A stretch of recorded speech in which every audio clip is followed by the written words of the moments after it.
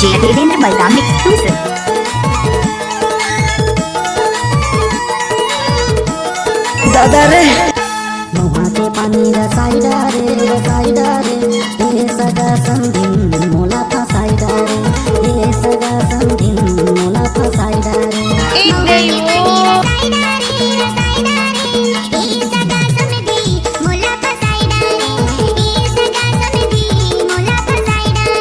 अद्धी हो गे ना अरे तवा के पियत अद्धी हो गे ना अद्धी के पियत बोतल हो गे ना मत वाईडा रे मोहा के पानी रसाईडा रे ए सगा संधिन मोला फसाईडा रे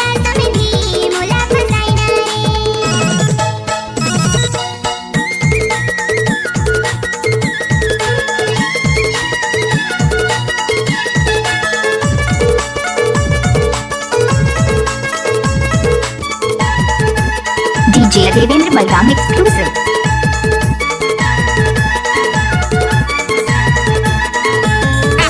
दारू लाती पी के कर्मा लगाई दारू लाती पी के कर्मा लगाई रात भर संगी मजा उड़ाए रात भर संगी मजा उड़ाए चिकना पानी मारे गाईडा रे ए सगा संधिन मोला फसाईडा रे मोहा के पानी रसाईडा रे ए सगा संधिन मोला फसाईडा रे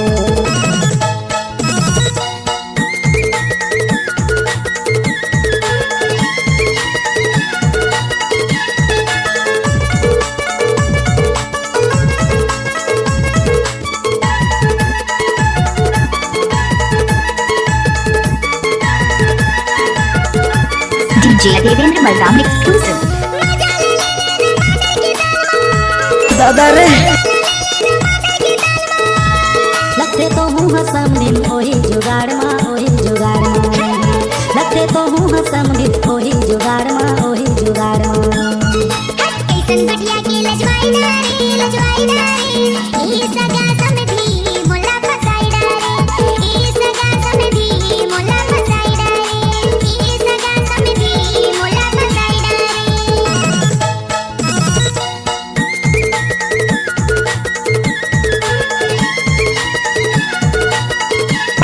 सलवार सूट लगा कहाँ जाते सो? तोला का करे करेगा कहूँ जान। अच्छा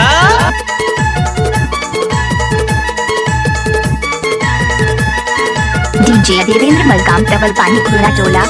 कर्मा कर गीत संगे बरमौला भाई कर्मा कर गीत संगे बरमौला भाई के साथ मोला लागे अरे करवाला गाए के साथ मोला लागे मांगर के थाप में नचाईडा रे हे सगा संधिन मोला फसाईडा रे मोहा के पानी रसाईडा रे हे सगा संधिन मोला फसाईडा रे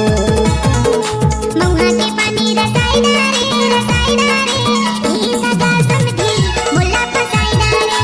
ए सगा समधी मोला फसाईडा रे अरे पौवा के पियत अद्धी हो गे ना अरे पौवा के पियत अद्धी हो गे ना अद्धी के पियत बोतल हो गे ना मत वाईडा रे मोहा के पानी रसाईडा